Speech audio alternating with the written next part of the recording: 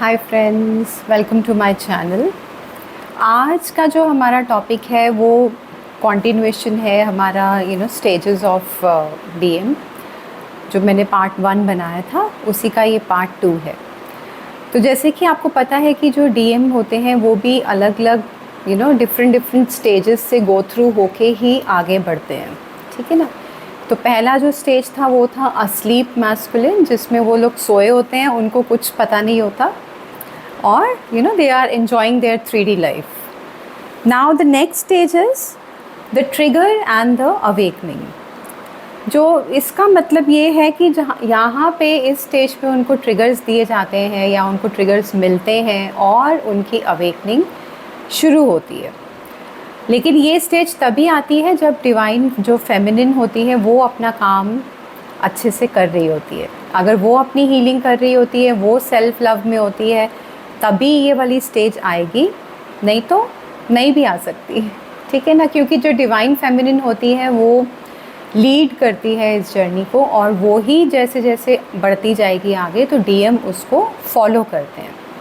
और जो feminine energy होती है वो जैसे जैसे वो जिस फॉर्म में होती है एनर्जी, जिस स्टेज पे होती है एनर्जी, तो डीएम उसको रिस्पॉन्स देते हैं, रिस्पॉन्ड करते हैं उस पर।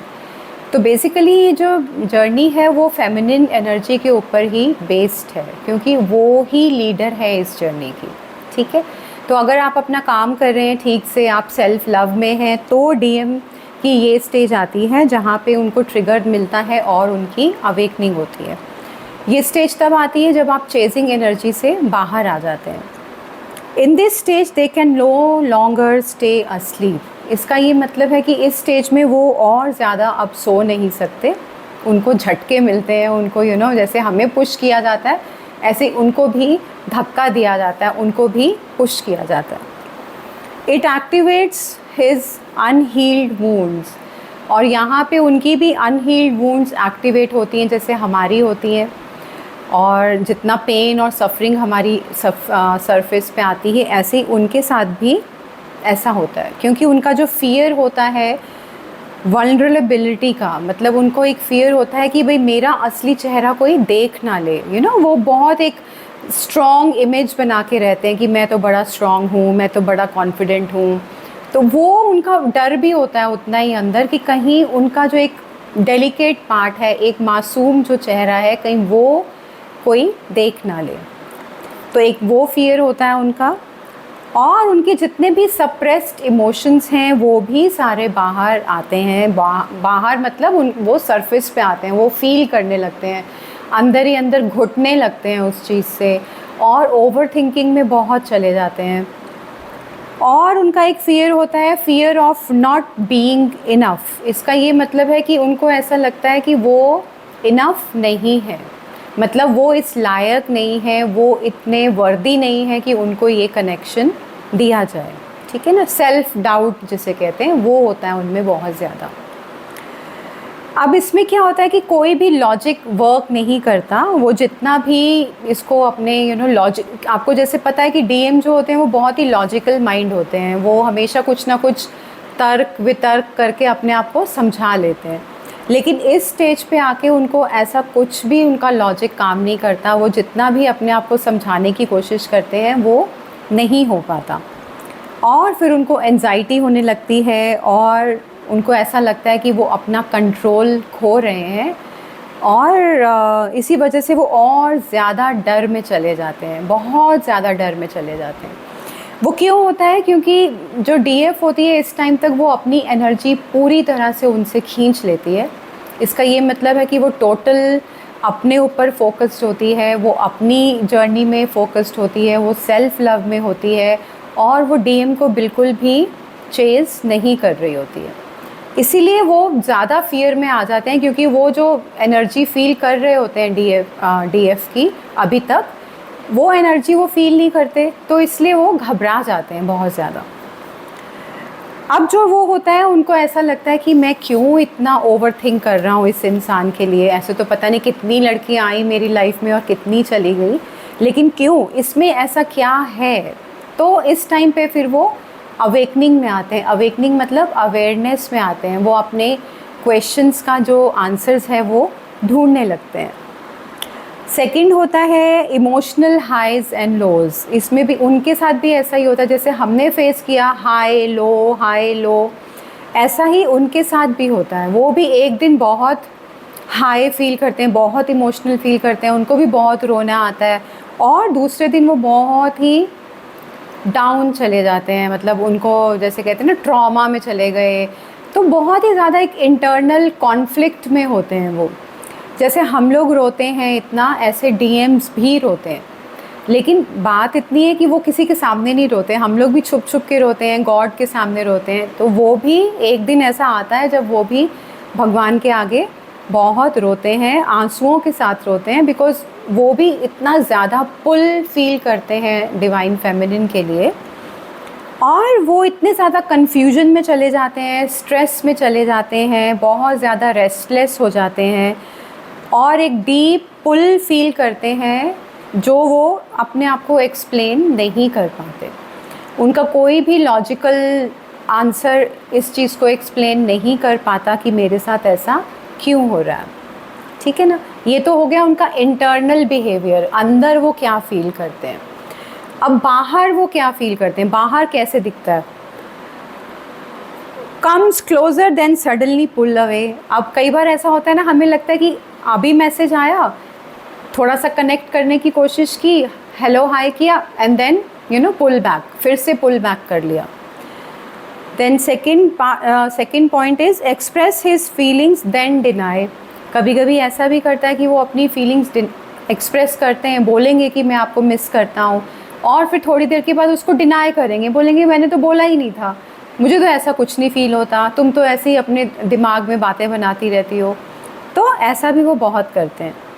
ही may want to end the connection. ये भी हो सकता है कि वो इस कनेक्शन को ख़त्म करना चाहें, जिसकी वजह से वो और ज़्यादा रन करने लगते हैं, और या तो वो खुद को डिस्ट्रैक्ट करते हैं 3D पार्टी में, जॉब में, करियर में, घूमने फिरने में, दूसरे रिलेशनशिप्स में चले जाते हैं। कई बार ऐसा होता है डीएम शादी कर लेते हैं, है ना। बहुत ऐसे क्वेरीज आती है ना, मेरे पास भी आएंगी कि मैम मेरे डीएम ने शादी कर ली। वो इसीलिए करते हैं क्योंकि वो भागते हैं।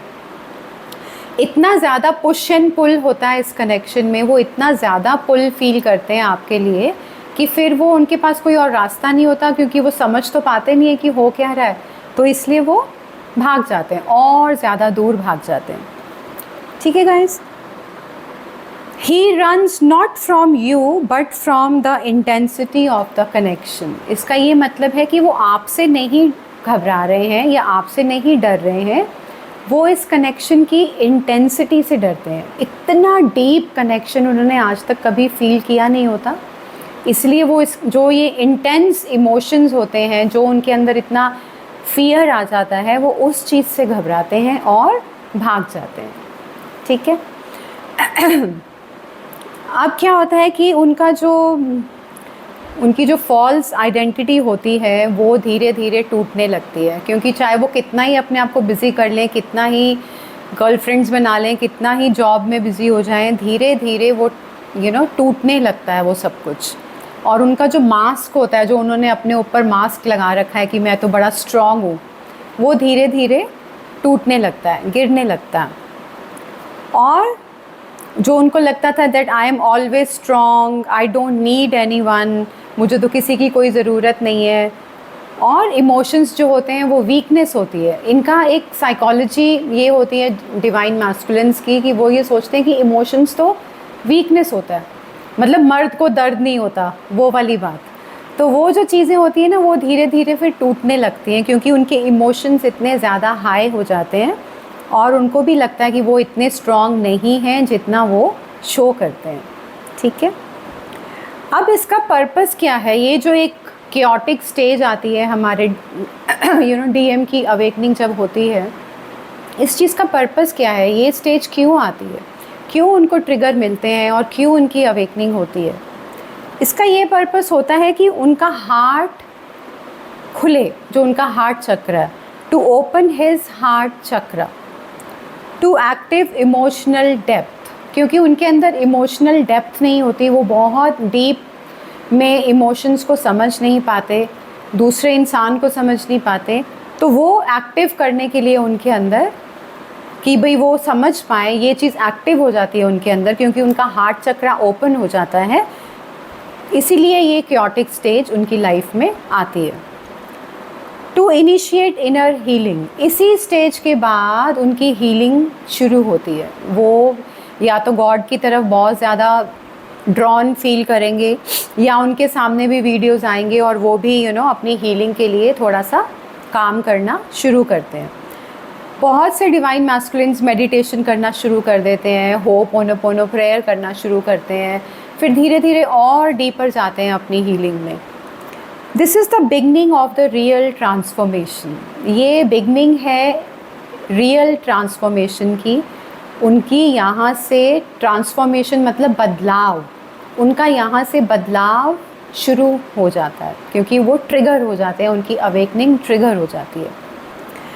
इसमें टाइम लगता है, ये इतना जल्दी जल्दी प्रोसेस नहीं होता। जैसे आपको भी तो कितने साल लगते हैं, 2 3 4 साल 5 साल पूरा प्रोसेस कंप्लीट करने में, और शुरू में फाइंड आउट करते हैं जब हम, तो साल 2 साल तो ऐसे ही लग जाते हैं। तो इसमें भी टाइम लगता है उनको। ऐसा नहीं होता कि वो आज ही सब कुछ समझ जाएंगे, आज ही सब कुछ कर लेंगे, नहीं, उनको भी फ्यू मंथ्स लग सकते हैं, फ्यू ईयर्स भी लग सकते हैं। So it's a long process, और ये बहुत ही पेनफुल प्रोसेस होता है, ये इतना इजी नहीं होता। उसके बाद जब वो अपनी हीलिंग के लिए जाते हैं, वो मैं कल एक्सप्लेन करूँगी, वो भी एक बहुत ही डीप और पेनफुल प्रोसेस होता है, क्योंकि उनको भी अपनी शैडोज़ को फेस करना पड़ता है। ठीक है guys, now inner work day 31। आज हम बात करेंगे what makes me unique in my own way. आपको अपने अंदर वो यूनिक क्वालिटी फाइंड आउट करनी है। हो सकता है आपको पता भी हो कि आपके अंदर क्या यूनिक है, लेकिन अगर नहीं पता तो अपनी उस क्वालिटी को ढूंढिए। यूनिक का मतलब होता है सबसे अलग या डिफरेंट, है ना। ऐसा कुछ तो होगा आपके अंदर जो थोड़ा सा अलग होगा दुनिया से, थोड़ा सा यूनिक होगा, थोड़ा सा डिफरेंट होगा, तो वो आपको फाइंड आउट करना है। And the second one is 2 things you love to do. 2 ऐसी चीज़ें जो आपको बहुत पसंद हैं करनी, जिन्हें आप मतलब बहुत ही ज़्यादा यू लॉन्ग फॉर इट, मतलब आपको बहुत ही ज़्यादा पसंद है वो। ये सेल्फ़ लव एक्टिविटीज़ हैं, ये आपको सेल्फ़ लव में आने के लिए दी जाती हैं, ताकि आपको अपने ऊपर और प्राउड फील हो, अपने ऊपर और प्यार आए कि देखो मैं कितनी यूनिक हूँ, मेरे अंदर ये यूनिक क्वालिटीज़ हैं। और ऐसी कौन सी 2 चीज़ें हैं जिनके बगैर आप इनकम्प्लीट फील करते हो, या जो आपको बहुत ही पसंद है। ठीक है ना, क्योंकि ये जर्नी आपको सेल्फ़ लव में लाने की जर्नी होती है, खुद की क्वालिटीज़ से मिलाने की जर्नी है। क्योंकि आज तक हम सिर्फ अपने आप को क्रिटिसाइज़ करते आते हैं, आज तक हम सिर्फ अपने आप के साथ ब्लेम खेलते आए हैं कि तू तो ऐसी है, तू तो बेकार है, तू तो है ही ऐसी, तू तो डिज़र्व ही कुछ नहीं करती, सब तो लोग तेरा यूज़ ही करते हैं, सब लोग तुम्हें तो बेवकूफ़ ही समझते हैं, तुम तो कुछ कर ही नहीं सकते हो। तो ये जो हम ये सेल्फ़ क्रिटिसिज्म करते आए हैं अब तक इतने सालों में, उसको छोड़ के हमें सेल्फ़ लव में आने की ये जर्नी है कि आपके अंदर भी कितनी यूनिक क्वालिटीज़ हैं, आपके अंदर भी कितने अच्छे ट्रेट्स हैं, पॉजिटिव एट्रीब्यूट्स हैं। देखिए तो सही, अपने अंदर झांकिए तो सही। ठीक है guys, take care, bye bye.